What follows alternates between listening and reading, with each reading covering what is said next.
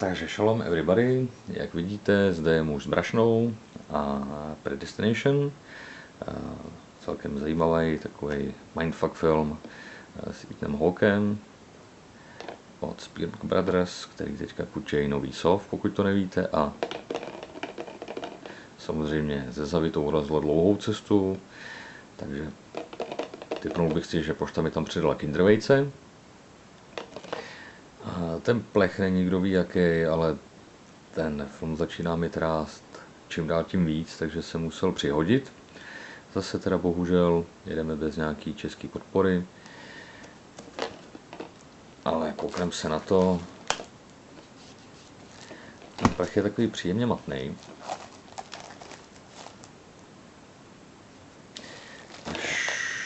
Až bych se nebál říct, že to má takový papírový dojem.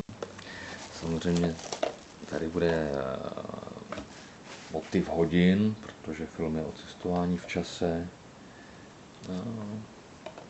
Se tady zkusím poprat s tou samolepkou, protože v těch rukavicích, tomu byste neuvěřili, to jde opravdu hrozně špatně. Takže se tím můžete typovat, jak moc to roztrhnu a neroztrhnu. Takže to zkusíme takhle ze zhora, dobře. Nedá se nic dělat, rukavice musí dolů. Voilà. Jsem hrozně šikovnej.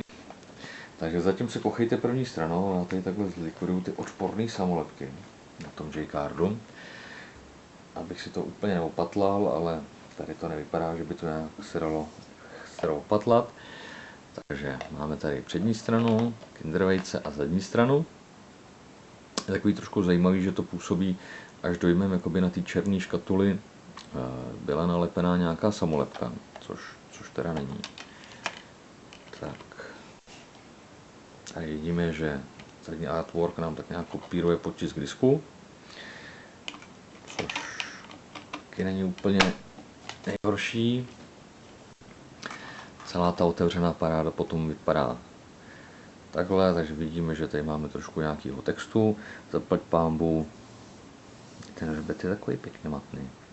Zaplať pánbůh se tam neodehrávají nějaký písmenka o tom, jaký to je studium. Tady máme teda motiv hada, který požírá sám sebe, a tady máme hodiny. Tady je nějaká paní s hlavou divnou. Jo, já vím, proč tam je ta paní s tou hlavou. Neděste se. Takhle otevřený to nevypadá zle. Každopádně takhle ten paňáca černý na tom modrým, no, možná to začnu mít rád, ale bojím se, že to asi nebude nejlepší plech, který jste si kdy pořídili. Každopádně něco do sebe to má. Mějte se fajn.